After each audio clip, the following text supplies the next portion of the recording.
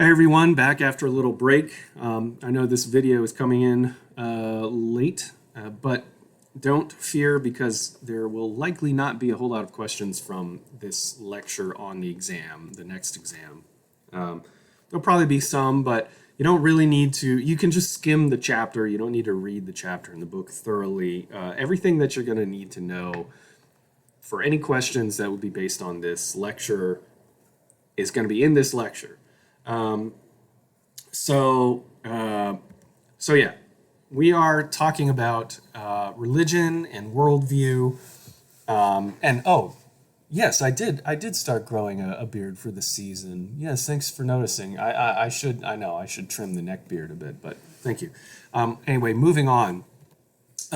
Before I get into defining religion, there's a paragraph in an intro textbook. It's not your textbook, but it's actually a freebie that I got. I got a free desk copy of it a year or two ago, so I could check it out.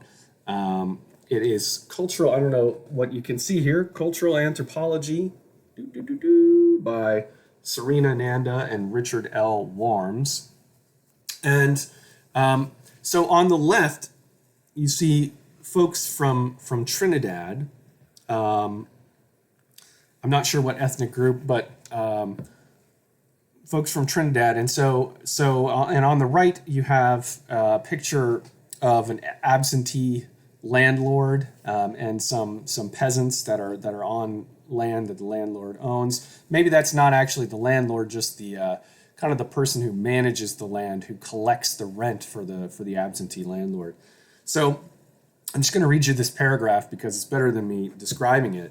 In Trinidad, before harvesting, farmers make sacrifices to the Di, the spirits of the first owners of their fields. They believe that failure to do so will result in a poor harvest. Because absentee landlords, like on the right, own many fields, farmers also set aside a portion of the harvest to pay rent. And let me just jump in to say that an absentee landlord, as it would imply, is the owner of a parcel of land who is usually not present and has someone else manage it for them. And then there are, peasants who work those fields but have to pay rent to the landlord, whom they've never seen, probably. Going back to the reading now, most people from industrialized societies would say that sacrifices to the Di are supernatural and rent payments are part of the natural world. But is it really so simple? After all, as anthropologist Morton Klass, 1995, pointed out, the farmer may have never seen either a Di or the landlord. He knows of people who have been evicted because they failed to pay the rent, but he also knows people whose crops have failed when they did not sacrifice to the Di. Some people say that the Di do not really exist, but others say that landlords really do not exist, and everyone has a right to the land on which they live and work. If we assume that the payments the farmer makes to the Di are part of religion, and those he makes to the landlord have nothing to do with religion, we seem to miss something essential. That's today's story hour. So the point being that oftentimes when Western social scientists or other scientists will try to make a clear distinction between the natural and the supernatural, what's real and what's not real, they miss that what is real is in your mind. Whoa, dude! And I swear I'm not on anything right now. What is real is a matter of perception, and there is some amount of faith that is required even in the natural world.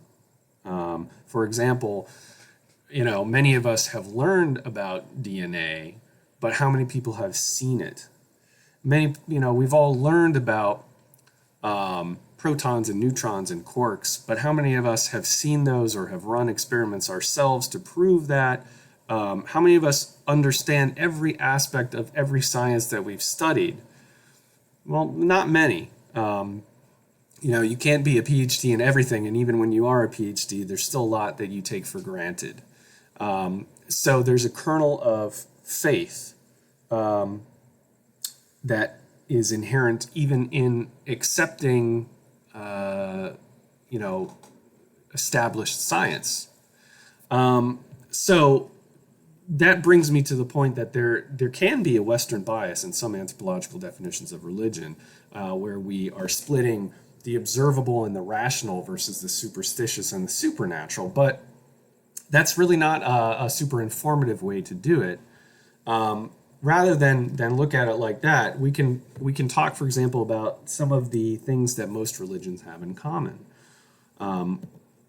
Most religions involve some stories and sacred narratives and myths.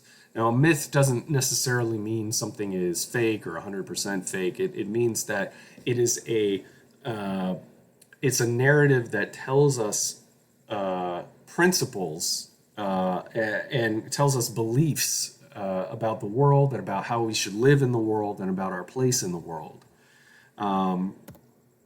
Most religions also have symbolisms, because religion is part of culture and culture is symbolic, and symbolism, right? So symbolic acts, like, for example, I grew up Catholic.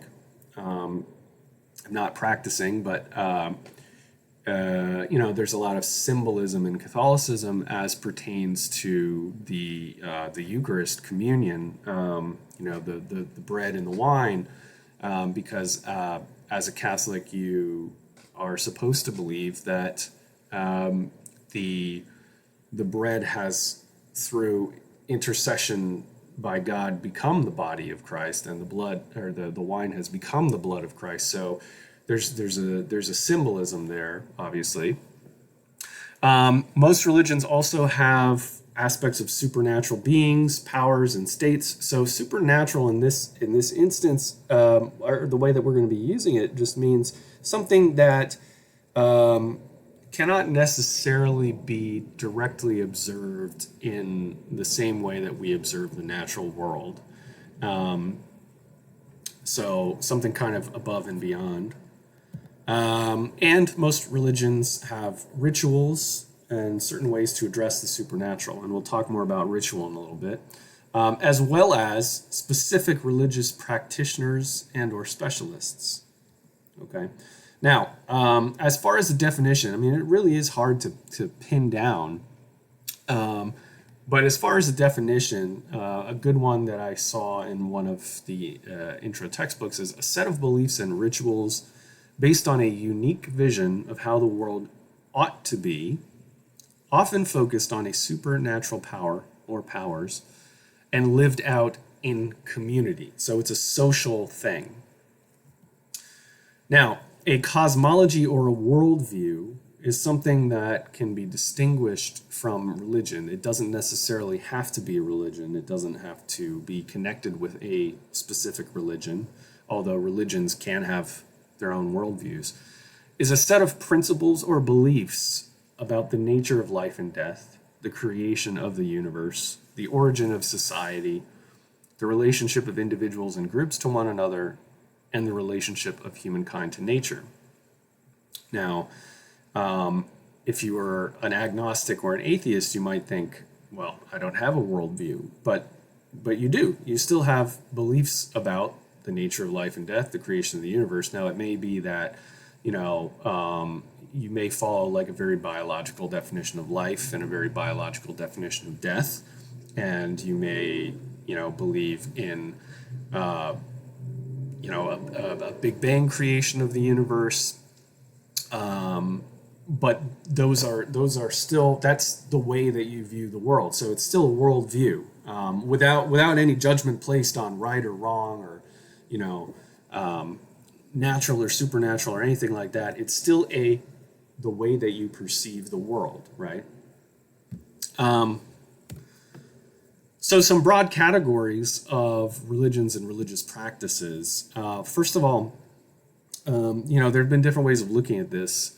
The sociologists, thinker, philosopher, not exactly anthropologist, but depends on how you want to define it, Emile Durkheim, who was writing in the late 19th and I think maybe early 20th centuries. He wrote, like, if the profane is the everyday, the material world, the sacred is that which is beyond, extraordinary, immaterial.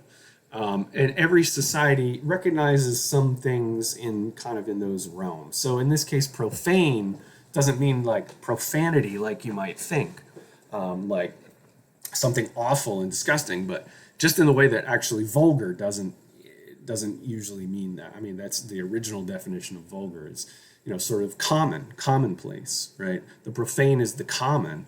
The sacred is something extra, beyond the ordinary. So you can look at that broadly, that pretty much all cultures everywhere, all, different social viewpoints of the nature of the world have some categories kind of like that. But in terms of more specific types of religious philosophies, there's animism, which is a belief in the spirit world, that spirits inhabit all living things and maybe even some non-living things. Polytheism, which, as you probably know, is a belief in multiple gods being, beings that are usually more powerful than humans, who have control over things that humans don't. Monotheism, believing in a single all-powerful deity. And then, there's other types of beliefs in sort of forces beyond. So one example given is the force of mana or mana. I'm not sure what the correct way to say it is, in places in Melanesia and Polynesia, which is sort of an impersonal force. It's not exactly a spirit the way that it's described, but it's a force that exists kind of in the world, perhaps that is within, but also beyond us. So another way to look at religion is through a functionalist perspective, which I think is a strength of an anthropological approach, at least at the beginning, to religion, to understand in what circumstances religion comes into play in people's lives, where it may have come from, in terms of earlier humans. So obviously you can't answer me directly here, but if we were in class, I would ask, for example, how many of you pray before a flight? Maybe you're religious, maybe you're spiritual, maybe you're neither of those things. But, just think to yourself, do you pray before a flight? How about before you drive? How about before a friend or family member travels? What about before an exam? Now, if you answered yes to some of those and no to some of those, or if you answered yes to all of them or no to all of them, kind of, think about why that is. In particular, it's most interesting to think about if you answered yes to some and no to some, why the difference? Well, one thing that anthropologists would assert is that a function of religion is to reduce anxiety and to give a feeling of control. So, when we are driving ourselves, oftentimes, and this is just anecdotal, I can maybe speak more for myself. I feel in control when I'm driving. I don't feel all that anxious about driving. I've been doing it for longer than I care to admit. I also don't mind flying, but there's obviously, you're kind of putting your life in the hands of the pilot and the co-pilot and the mechanics and the engineers, right? So I can understand people being a bit more nervous about flying, and feeling a bit more out of control, right? Obviously you may be on sports teams or have been on sports teams where people pray before a game, and that's because you can try to control how well that you play, but you can't really control. There's a lot that you can't control, and the stakes feel kind of high. You can't control how well the other team's going to play. And, maybe you want this feeling of solidarity with people where you're coming together to kind of put the hope out there that you all play as well as possible. Bronislaw Malinovsky found, so he's the one that did the research for the Trobriand Islanders and studied the Kula Ring, where, they would sail around the islands and trade arm shells and necklaces. And he noted that the Trobriand Islanders used rituals and magic appealing to something beyond themselves, especially before and during dangerous voyages or in the creation of a new boat, things like that, because these were extremely dangerous voyages and they can't control the waves, they can't control the weather, they can't control what kinds of creatures may lurk in the seas, I don't know, but these were really high stakes. So those are the times when he would see something like this invoked. George Gmelch, who is an American anthropologist, wrote about how contemporary American baseball players use magic and routine and rituals and have taboos and use fetishes. Similarly, like, if a pitcher knew that they were going to be up, they were going to be on the next day playing an important game, they may eat the same thing that they always eat beforehand, or not have sex the night before, or, wear the same clothes that they wear, that they've worn when they've done really well before, or things like that, and here, I don't know when this picture is from, but this is like an old school rally cap idea where, when you want to get everyone together and come back from being down or something, you put you wear your rally cap, you do it kind of in a weird way that you don't usually do it, because it's a ritual, right? Or a routine. So a routine, I should distinguish between these. A routine is a course of action that's regularly followed. You do the same kind of thing because you're sort of expecting similar outcomes, and you do it in order to sort of bring order and comfort to your life.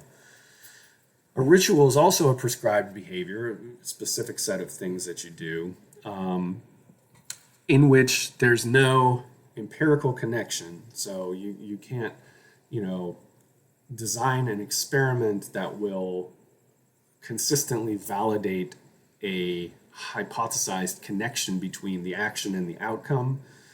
So it's a prescribed behavior in which there's no empirical connection between the means, the things that you're doing, and the desired end. These are formal, they're stylized, they're repetitive. Okay. A couple of the other things I mentioned were taboos. A taboo is a prohibition on something, doing something, touching something, eating something. In many ways, the opposite of a ritual. So not something you do, but something you don't do. And so that could be a prohibition on types of food. It could be a prohibition on sex during certain times. It could be, a prohibition for touching a specific sacred object or something of that nature. A fetish, on the other hand, this is not like a sexual fetish. This is a charm or some kind of other material object that's believed to embody supernatural power that can aid or protect the owner. Now, you see the picture down below. I don't know how many of you have seen Cool Runnings. If you haven't, do yourself a favor and watch Cool Runnings. It's got Dougie Doug, it's got John Candy, it's a classic. But Dougie Doug, who you see in this picture here, they're on a Jamaican bobsled team, the first Jamaican bobsled team, and the character, I don't know if any of the real life people did this, but the character has a lucky egg that he always keeps with him and that just never seems to break, and he always kisses his lucky egg before he does something dangerous, or where the stakes are high. So that would be that object would be a fetish. So a fetish is not a desire or a belief in this circumstance. It's an object that is believed to have some kind of supernatural power. Yeah. Another thing that religion does, like a lot in culture, is it creates a framework for order, meaning, and identity. Now, there's three disparate pictures that I put up here, and I'm not, I know that some of these examples are kind of extreme, but, religion, like a lot of other sort of human systems of identity or belief systems, anything that creates a sense of social kind of solidarity can be employed to encourage people to do extreme things, or that could be extreme for good or extreme for not so good. They can do compassionate, wonderful humanitarian things, or they can do destructive and antisocial and violent things. And so, like if you ask yourself, because anthropology, again, you have your own belief system. Anthropology is not it's not here to give you a belief system. It's not here to tell you what's right or wrong. It's here to help you think through, why do people do the things that they do? Now, we're assuming here that when we're talking about people as a whole, we're not specifically singling out people with psychological disorders. We're just talking about humanity in general. And so the picture on the left is a picture from Belfast in Northern Ireland, where, for many years, for decades, and still today to some extent, although it has been under the surface for a while, there has been sectarian violence between Catholics and Protestants. And so this is a mural, I believe it's a Catholic mural in Northern Ireland. And you see the Celtic cross, but you also see what appears to be an M16, a shield, a sword, a phoenix rising from the ashes, and so forth. And so it would seem that this kind of religious imagery almost doesn't fit there, but actually, this really, like, not to get into a history lesson, but the issue between Protestants and Catholics in Northern Ireland has its roots in a socio-political and an ethnic conflict, which has been wrapped up in the package of religion. Essentially, Irish Catholics in Northern Ireland back in the 17th century were dispossessed of their lands, forced off of their lands, murdered, some raped by Oliver Cromwell and his army from England, and they were Protestants, various Protestants, and there was something called the Plantation of Ulster, where he gave land to men in his army and their families, and then they also implanted Presbyterians from Scotland, and the Irish Catholics who remained in that general area, or who maybe migrated there later for possibly economic reasons, were from then on treated like second-class citizens, and so it started a cycle of kind of the ghettoization of Irish Catholics up there, and so it was a socio-political thing. It was an ethnic thing. It was a nationalist thing, but symbolically, it became a difference between Protestants and Catholics. And so, in this symbolism of this mural, a symbol of religion becomes a way to say, like, hey, we are these people. We believe in this thing. and because we're on the side of right, we will overcome, that kind of thing. On the right hand side, obviously, you have a photo of ISIS, and although ISIS did unspeakable things, just absolutely vicious things, I think a social scientist, it behooves a social scientist to think why. Now, politicians can, use simple language like good versus evil to motivate people to, to make a clear distinction, and that may help to create this idea of this is our enemy. There's nothing that can be done to change these people. So our only kind of political option is military or something of that nature. But and I'm not a specialist in ISIS or any of the issues surrounding that, but it seems to me, from an anthropological standpoint, that this is an ideology. It's a worldview, and that means that even if you defeat individuals militarily, the idea can still persist, especially now with the internet and everything like that. So if you really want to make a change, you have to look at what are the factors that draw people to this kind of behavior.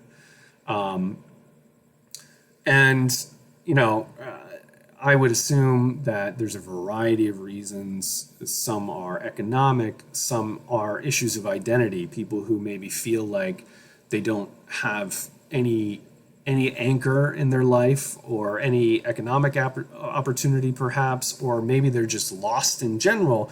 And here's something that is so extreme, where people do terrifying things, but they also seem very powerful.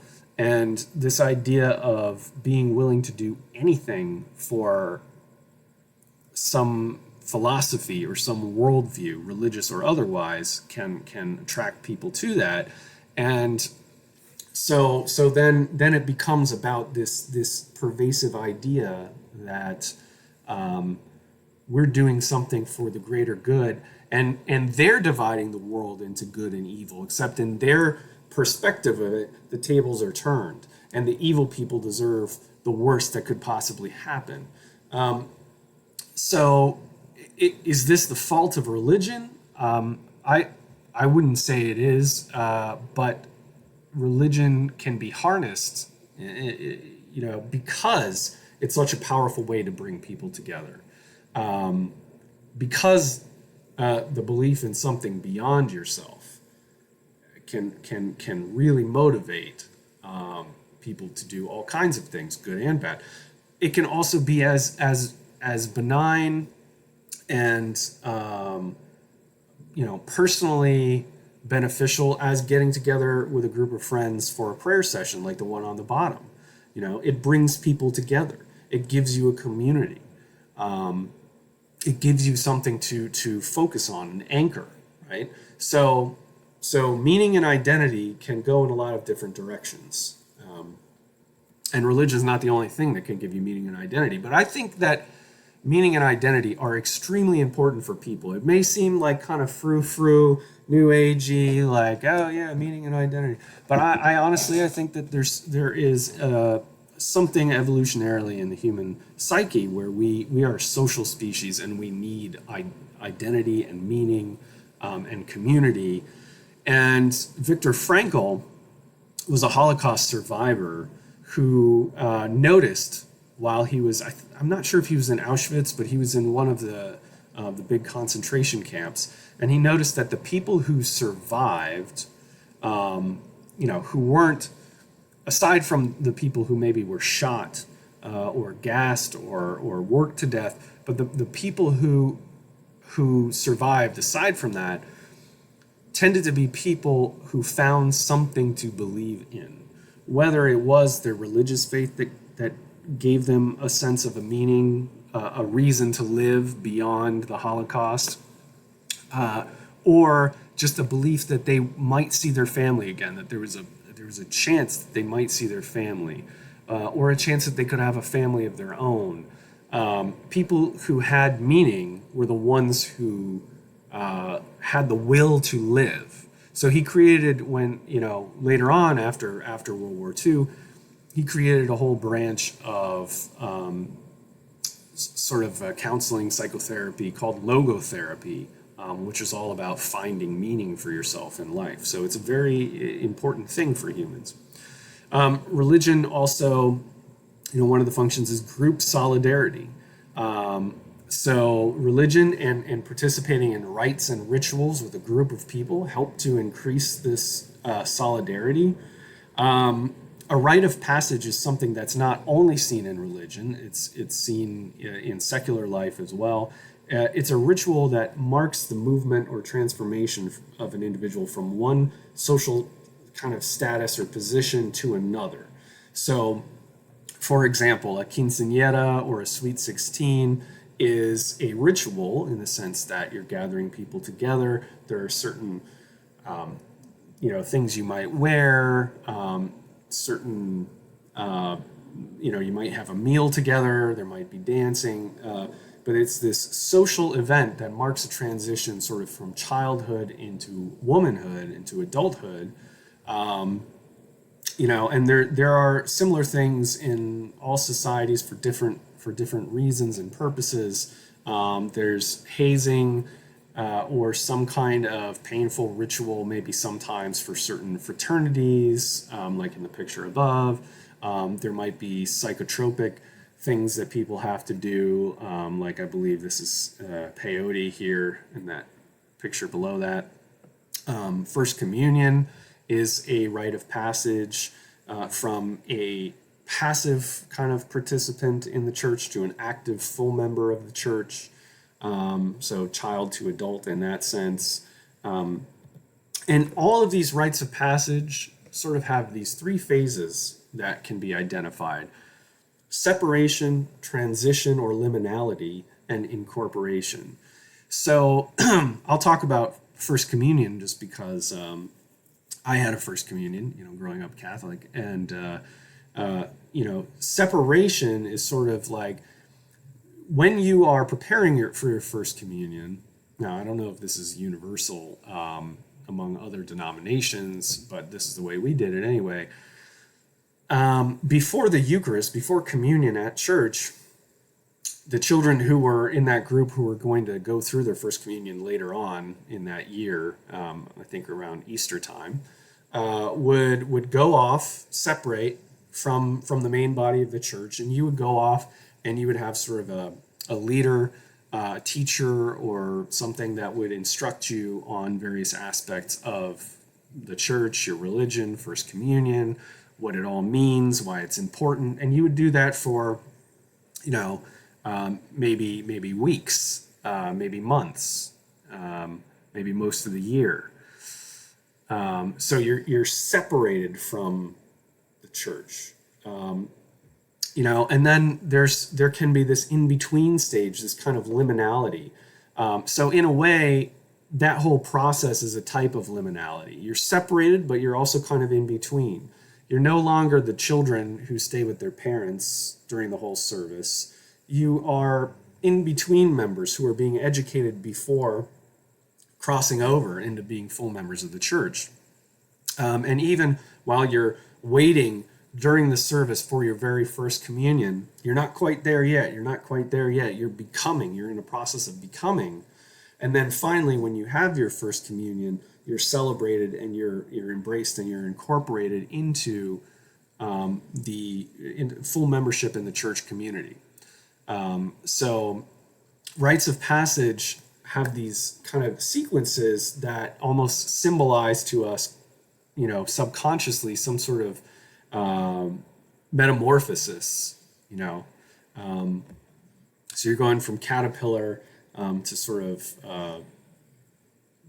cocoon, and then a chrysalis stage, and then you're a butterfly, that kind of thing. In terms of group solidarity, which is a big part of it, there are some terms that have been used. Something called collective spiritual effervescence. Effervescent means kind of like bubbly or energetic, and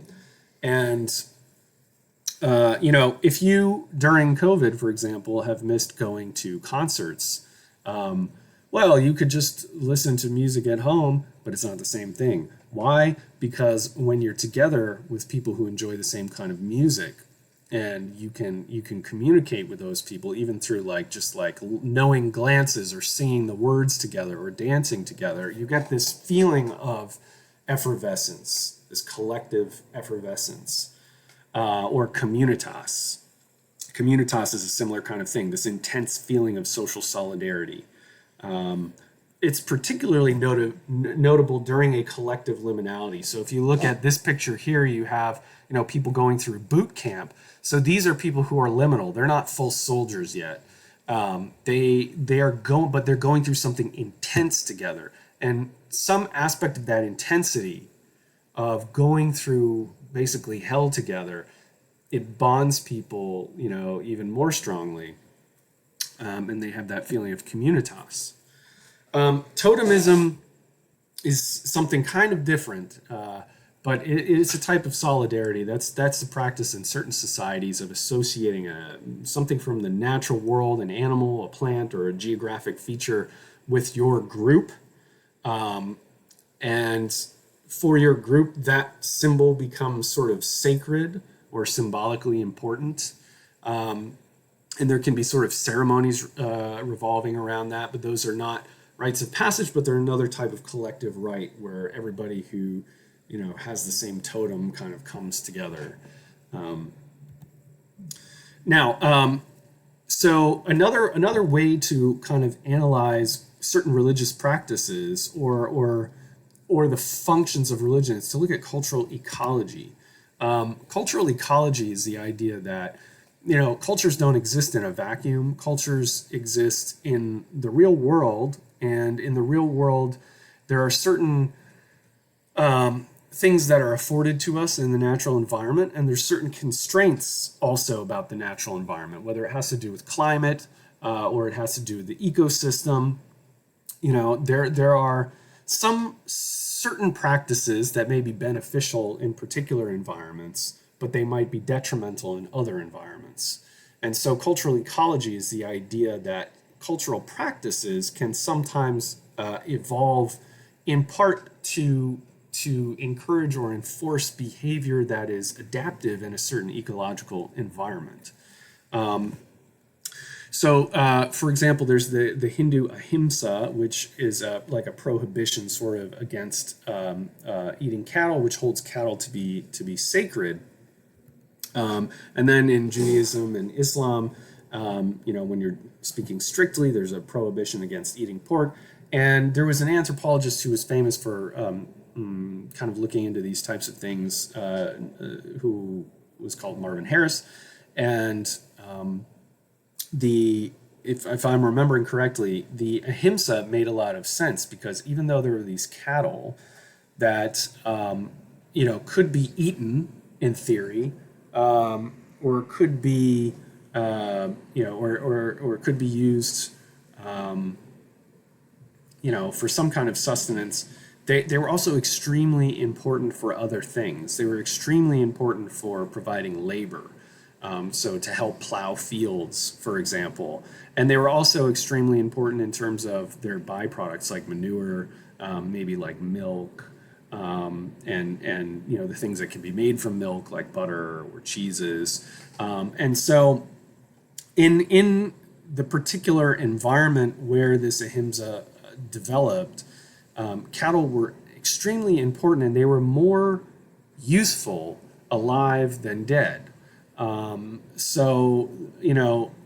Having this prohibition that's part of the religion, where it's not just someone saying, hey, you might regret it if you kill that cow and eat it later on when there's a dry season and crops aren't growing, and you could rely on milk or something instead. instead of someone just telling you that, you have here sort of a whole philosophy and a whole spiritual belief around it that's much more powerful in terms of discouraging a certain type of behavior. Similarly, with the prohibition on pork in certain parts of the Near East and the Middle East, at in the early kind of days of Judaism and Islam, it's not that a lot of people would say like, oh, pigs are dirty animals, but they're actually not actually dirty. They're fairly clean, but they were kept they were not necessarily in their natural environment in sort of early urban areas where people might have had open sewage systems. Pigs will eat anything, right? So they would rummage through what people left behind. So in that environment, and especially in a warm environment, they were much more prone to carrying diseases.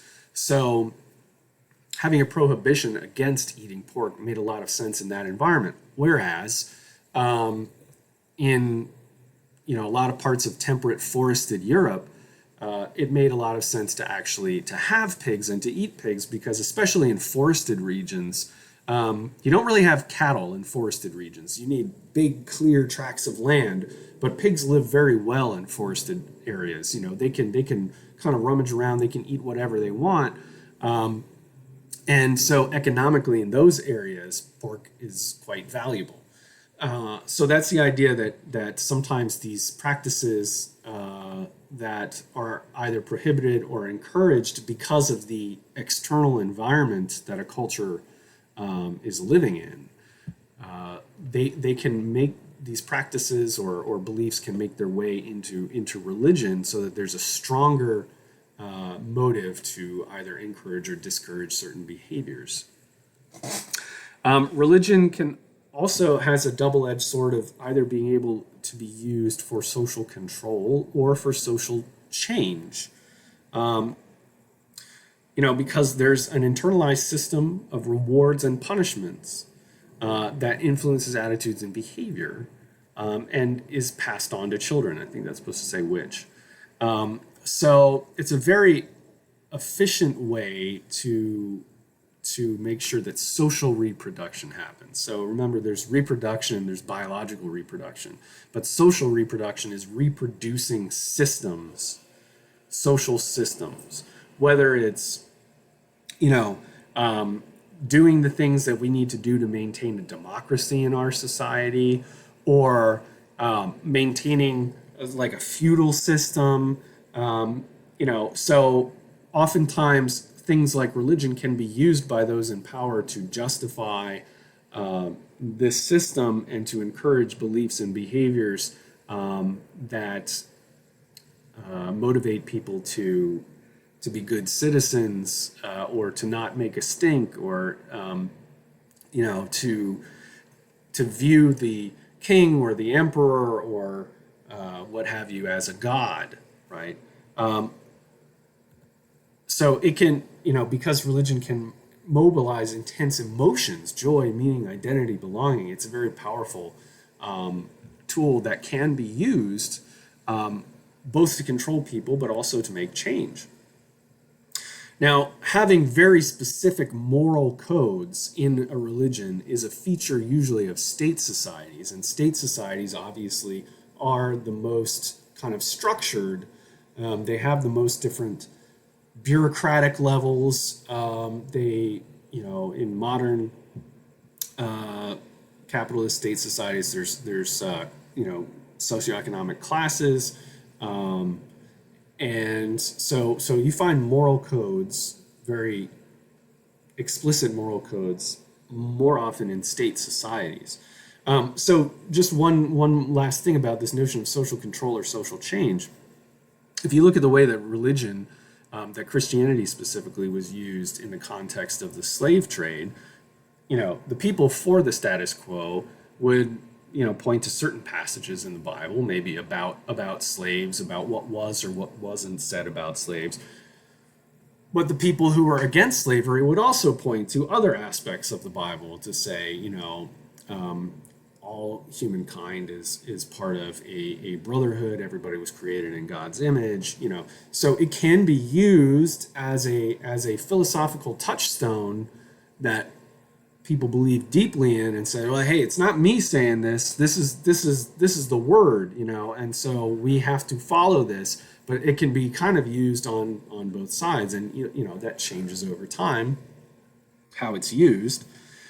So in speaking about states and religion, there are certain patterns that you can see as pertains to religion in particular societies, depending on their subsistence strategy, depending on the political economy, what's the political system, the economic system. So in foraging societies, you typically see a form of animism where there might not be an all-powerful God, or there might not be gods per se, but there might be the ancestors, or there might be spirits that inhabit plants and animals. In foraging societies, they have shamans, which I'll talk about in the next slide. Whereas agricultural and state societies, they tend to have gods. They're either polytheistic, having multiple gods, or monotheistic, having one god. And they tend to have full-time religious specialists or priests. So the difference is a shaman is just a person in the society. A shaman still has to do everything that everyone else has to do to survive, whether that's, hunt or gather, or, or maybe you're a horticulturalist and you're growing small-scale garden crops, whatever. Shamans have to still participate in the subsistence aspect of a society, whereas a full-time religious specialist or a priest is someone whose job is to be a priest. That is what they do.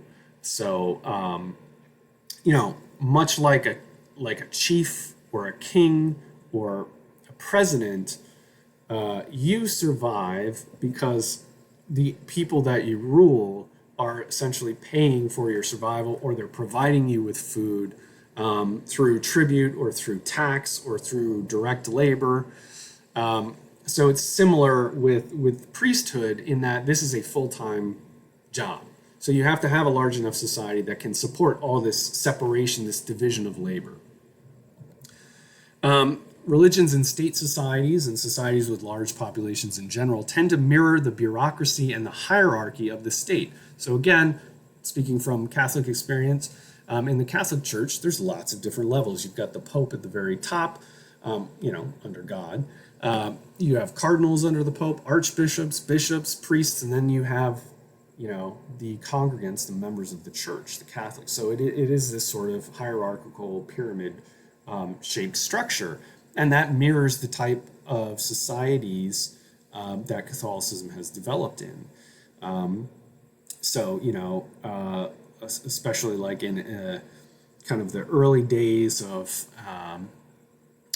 like the late Roman Empire, and then in like European kingdoms, and now in modern day states, those are all state societies, just different types of state societies. But the bureaucracy kind of mirrors the bureaucracy of the state, where you have a king or a president or an emperor at the top, and then you've got kind of the cabinet or lords, nobles, vassals, whatever, on down to sort of the common people. I'm not going to ask you about this word, but these types of religious structures can be classified as ecclesiastical. So a shaman, as I said, is a part-time religious specialist. They're believed to be able to kind of make contact with the beyond, whatever the beyond is in that society. They know specific rituals. They might know certain herbal formulas. Whatever it takes to contact the beyond. These are the people that you go to for that. But they are part of the society. They have to provide for themselves and do whatever other people do in that society as well. I'm not really going to ask you about this, but I just thought that was interesting. This came from one of the intro books. Just some stats on the left here. You have religions of the world as of 2010, and the percent of individuals who were polled, I suppose.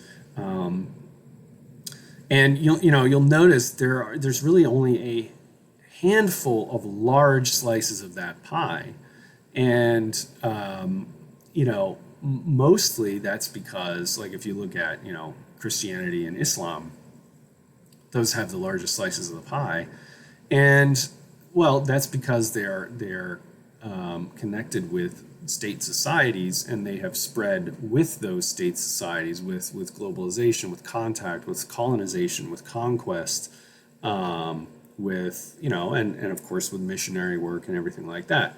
And they're more proselytizing than, say, Buddhism. As far as I'm aware, it's not a big part of Buddhism to go out and convert people to Buddhism, right? So there are so the diversity of different kind of religions, in a way, is decreasing, but I suppose those are each kind of fracturing up into different sort of sects and twists on the main religion.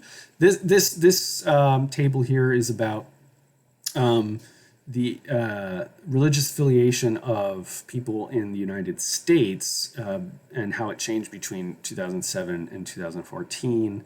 And I guess one thing to notice is that the fastest growing category here is unaffiliated. So there was a 6.7% change between 2007 and 2014. So it went from 16.1% of Americans to 22.8%. And that seems to kind of reflect something we're going to talk about in a couple slides called secularism. So I'll get back to that. Syncretism is basically the blending of different religious traditions and the creation of something kind of novel that has bits and pieces of each. So it's the synthesis of old religious practices or an old way of life with new religious practices or a new way of life introduced from outside. Often it's by force, not always. And to symbolize that, I've got the Celtic cross here, which, as legend has it anyway, when missionaries were attempting to Christianize Ireland, they would sort of associate Jesus and God with the sun god of the old kind of indigenous religious tradition there. And so the Celtic cross then becomes a Christian cross with a circle that represents the sun behind it. So it was a way of sort of making a new religion seem, hey, it's not that different, and actually maybe it's kind of the same thing. We've just been looking at it wrong, and it sort of sweetens the pill in a way. And then we have a picture here that represents the Day of the Dead in Mexico, and that is a sort of a fusion of Roman Catholicism also with indigenous spiritual and religious traditions prior to colonization and conquest. So and you see this in a lot of places. I spent a year in Poland, and they have a like an All Saints Day or All Souls Day, which is pretty much the same time as the Day of the Dead. They don't do the same kinds of traditions, but they go to graves. They spend time with family, by the graves of family. They bring candles, and that's kind of how they pay tribute. And so it was this pagan or pre-Christian tradition of visiting the ancestors on some day that was believed maybe the ancestors were walked the earth again. And then that became sort of swallowed up into Catholic tradition of, praying for the souls of the deceased or praying to the saints, things like that. So I think this is the last part.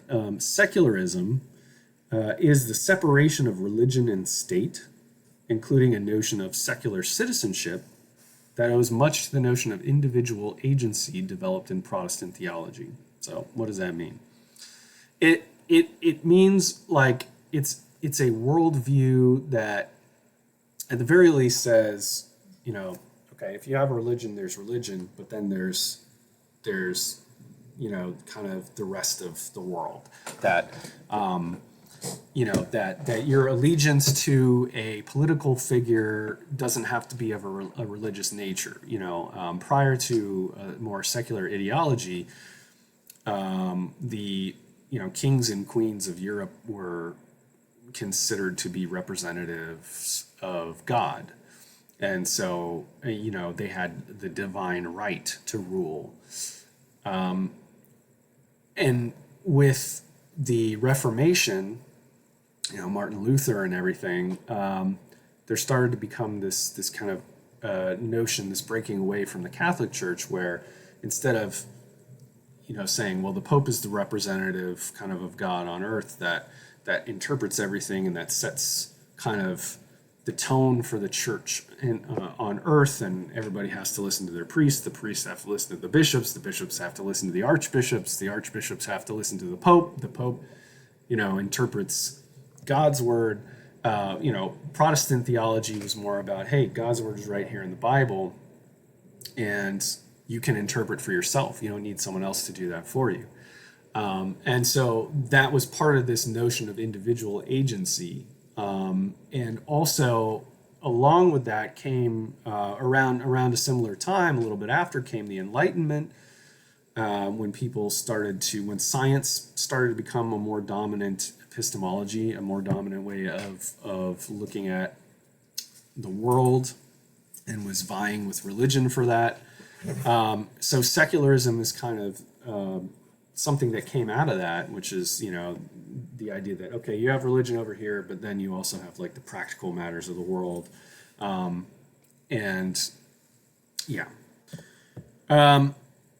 There's a video, I will post a video where an anthropologist, Wade Davis, is kind of talking about this notion of secularism, and the ramifications that it had for us as a society in terms of how we view the natural world now.